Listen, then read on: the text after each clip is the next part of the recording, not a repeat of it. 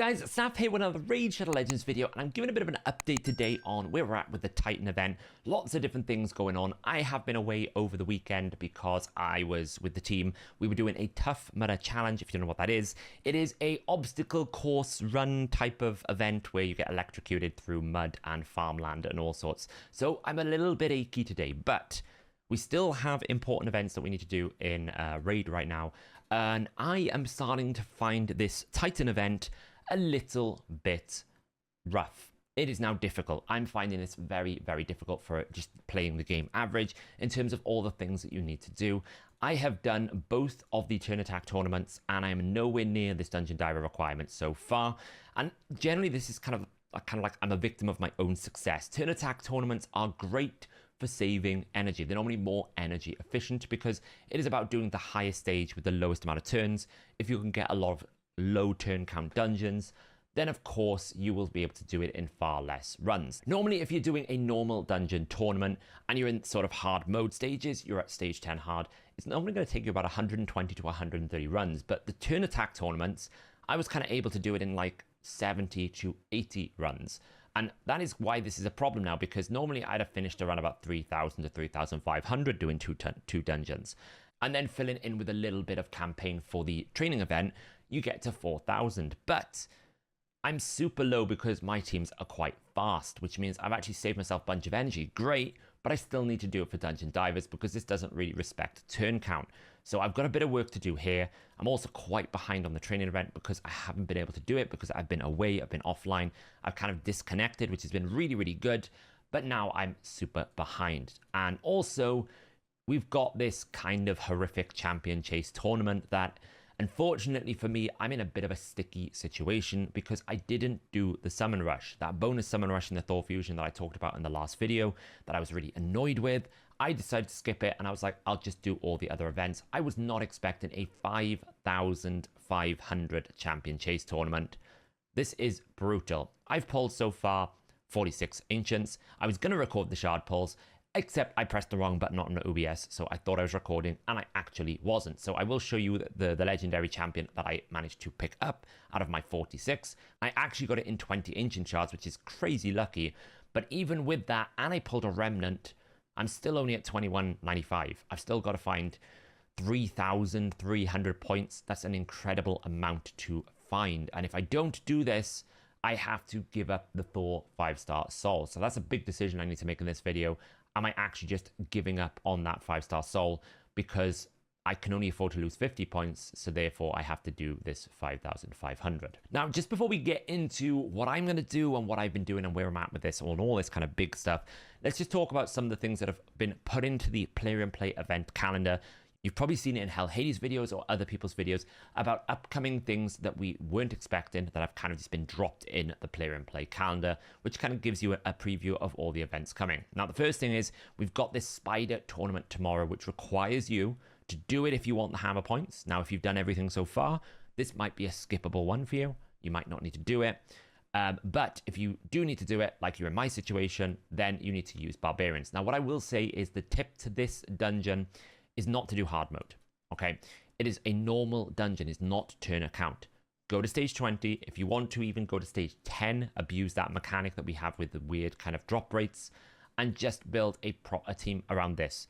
I would suggest a pretty good team to use if you've got him is to use someone like Chronum.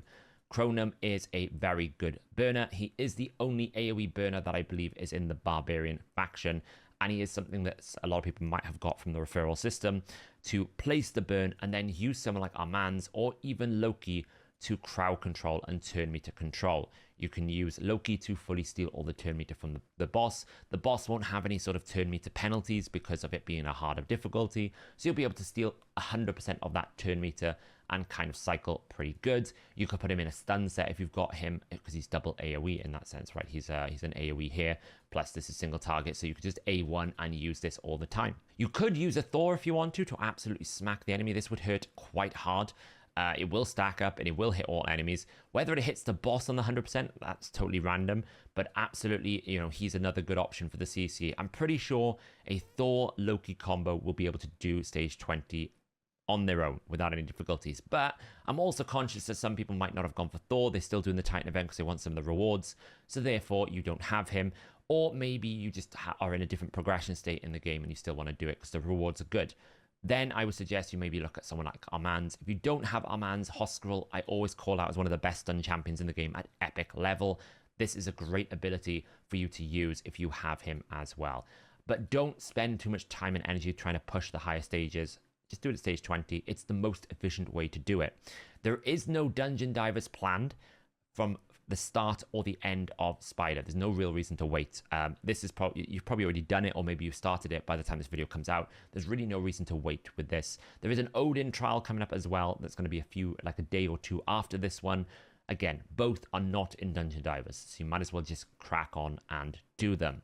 Now, there also is the news that the Deck of Fate event is starting on Thursday. It doesn't say that it's going to be the Freyja Deck of Fate event, but it is not without precedent that a Deck of Fate event is also a guaranteed champion and Titan points. They did it with the Monster Hunter event, because I remember very vividly having to do the Deck of Fate event for Fatalis, which I didn't want, but I ended up getting because it took me that many turns to be able to get the Deck of Fate points, which I required for Zinogre Blade Master. I had plans to put Zinogre in the finite team, and putting her to 5-star massively improved the Phantom Touch. So obviously I really wanted that soul, and I had to do it, and I ended up picking up Fatalis Blade Master because he was a guaranteed within that event. So it is not without precedent, which means I would be very, very, very extremely surprised if that is not the Freyja Deck of Fate event they promised, because they very rarely will run a Deck of Fate within the same month as a previous Deck of Fate. It normally goes Hero's Path, Deck of Fate, Hero's Path, Deck of Fate.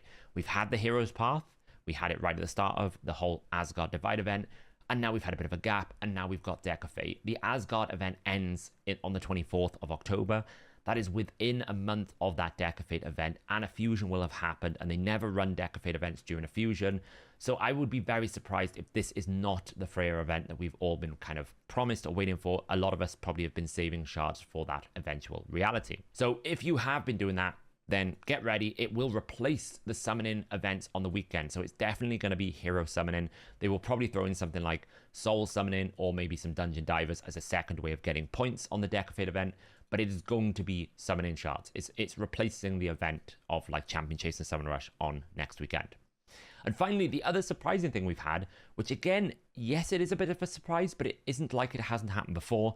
There's a warm-up event starting. This is starting on the Friday. Fusion warm-up event. So I would expect the fusion maybe is going to start Monday, potentially. But we haven't had any news about it, which is very strange. So that's an interesting concept. Now, the only reason why I think that they've brought it forward is they've decided they wanted to put hammer points for the Titan event within that event. And they've obviously released the full schedule of the second week of events. So they're kind of ahead of themselves. I would imagine that content creators are getting some sort of NDA embargoed information at some point.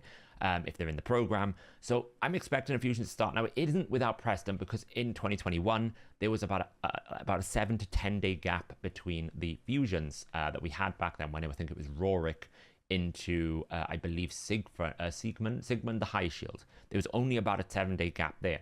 Normally, this is a bit of an awkward period because they want to work around Halloween, in the sense that Halloween is on the 31st, and they always have to try and tie up the fusion around it. Normally, fusions start the week after Halloween, would be like on the 7th when the patch drops. But they have been out of sync recently, so I'm going to guess that this is just them fixing the agenda so that they can make sure the Halloween will start properly around about the 25th is when they normally start it. So they're going to do a fusion now, then a little gap, then the normal fusion. So yeah, we're going to get some news about that as well, I would imagine, sometime this week. But I would imagine that's going to start somewhere around the 30th on the Monday, based on that schedule. So now, I did pull my shards. I did accidentally not press the right button on OBS, so you missed all the shard pulls. I did not get enough. I will be honest, I didn't get enough champions. I was able to pick up a few epics. I basically got 1, 2, 3, 4, 5, one of them being a remnant. So 5 epics when I kind of needed 22 is not really going to cut it, because a lot of champion chase is about how many epics you get. But I did pick up a new legendary Giath the True Shield, and this is one I'm actually interested to test, because I have a feeling that this damage gain is not working correctly based on the initial view that I've had. And I wanted to do some more testing on it. So I'm kind of glad that I picked her up. She's meant to be this kind of ally protector that also can do some sort of extra bonus hits and does a reasonable amount of damage. You can see the extra hit is always normal. and will ignore 50% and does that extra hit on enemies under decreased crit rate and decreased crit damage. And she will place that whenever an ally is attacked whilst they're under Reflect, and she places Reflect. So the idea is she puts ally protection and Reflect up, an enemy attacks her, she places the debuffs, and then she can A1 and do extra hits on anyone under those. And you also have this extension of buffs, but this is where I'm interested. How much damage can this do?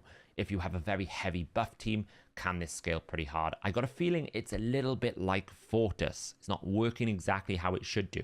So I want to do some testing and investigation with this. Being defense-based and the fact she self-buffs is an interesting option for a damage dealer.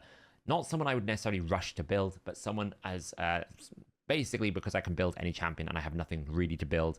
It's more of a playground idea that I want to test. But I did manage to pull her. So the decision I need to make now is, do I give up on the Thor 5-star?